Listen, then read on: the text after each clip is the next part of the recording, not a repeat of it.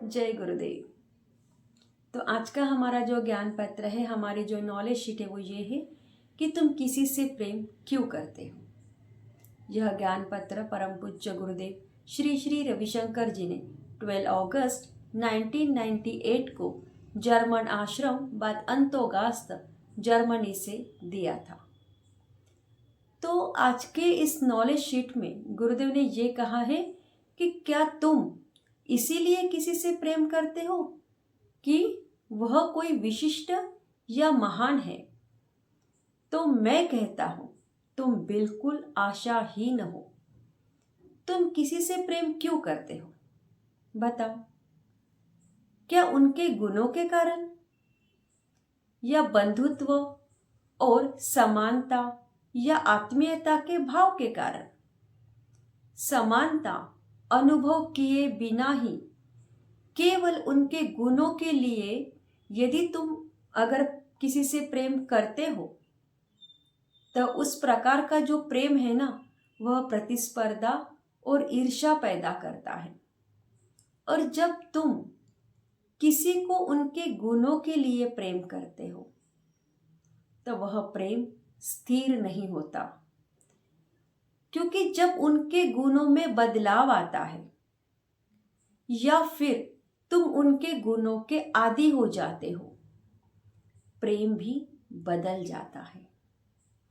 किसी से उनकी महानता या फिर विशिष्टता के लिए प्रेम करना तीसरे दर्जे का प्रेम है।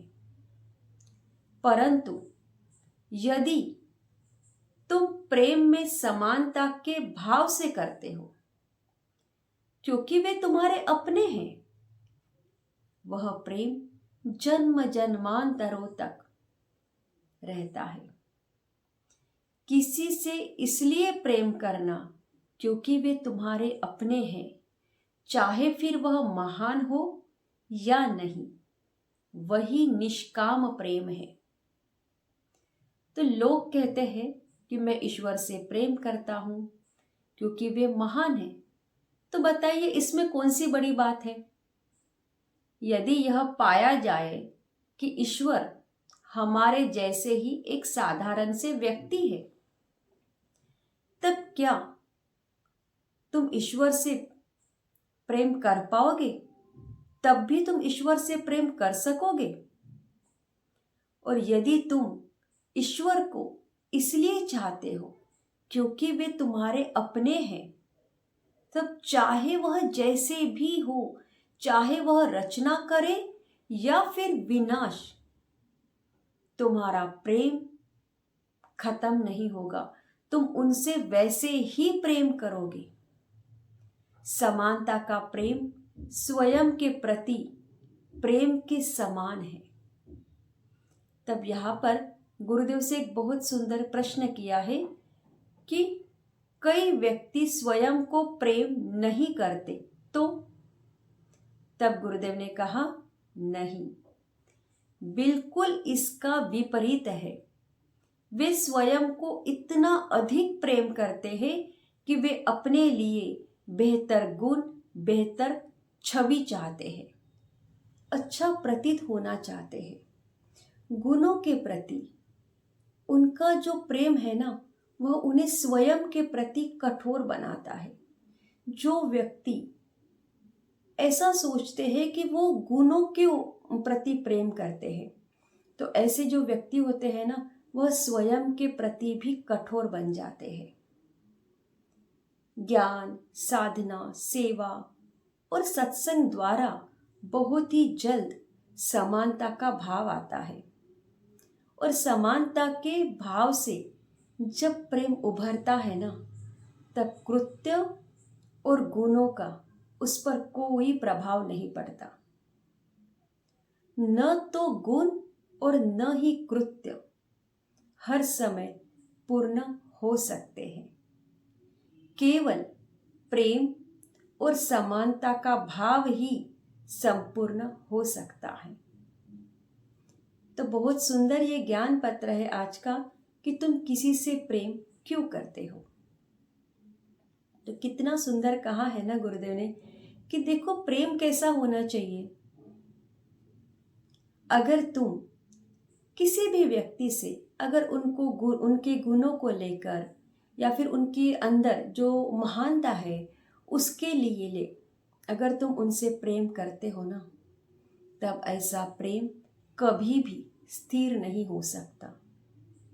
क्योंकि अगर व्यक्ति के गुण बदल गए तो तुम्हारा प्रेम भी बदल जाएगा, है कि नहीं?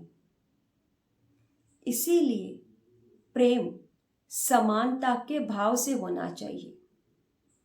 और यदि तुम ईश्वर को भी इसीलिए प्रेम करते हो क्योंकि ईश्वर महान है, तब वह प्रेम भी संपूर्ण प्रेम नहीं है। क्योंकि अगर तुम इस भाव से ईश्वर को चाहते हो कि वो भी एक साधारण से व्यक्ति है, तब चाहे फिर वह रचना करे या फिर विनाश, तुम्हारे प्रेम में कभी कोई अंतर नहीं आएगा, क्योंकि वे तुम्हारे अपने हैं। जब तुम उनको अपना मानकर प्रेम करोगे, वैसे ही जब तुम किसी को अपना मानकर समान भाव से जब प्रेम करते हो ना, तब वह निष्काम प्रेम होता है। तब फिर तुम उनके गुणों को नहीं देखते, चाहे वह जैसे भी हो। आपने देखा है ना कि हर माँ बाप अपने बच्चों से निष्काम प्रेम करते हैं। कभी वो ये देखते हैं कि उनके बच्चे कैसे हैं, है ना? अगर 2 बच्चे हैं, 3 बच्चे, वो सबको एक जैसा ही प्रेम करते हैं। चाहे किसी में कुछ अच्छे गुण हो, किसी में ना हो, फिर भी वे कभी भी अपने बच्चों के प्रति गुणों को लेकर प्रेम नहीं करते। तो वैसे ही प्रेम समान भाव से जब तुम प्रेम करते हो ना, तब वह निष्काम प्रेम कहलाता है। तो फिर ऐसे प्रेम पर कृत्य का कोई असर नहीं पड़ता। बहुत सुंदर ये ज्ञान पत्र है आज का कि तुम किसी से प्रेम क्यों करते हो। जय गुरुदेव। Don't forget to like, share and subscribe and turn on the notification for more beautiful knowledge videos.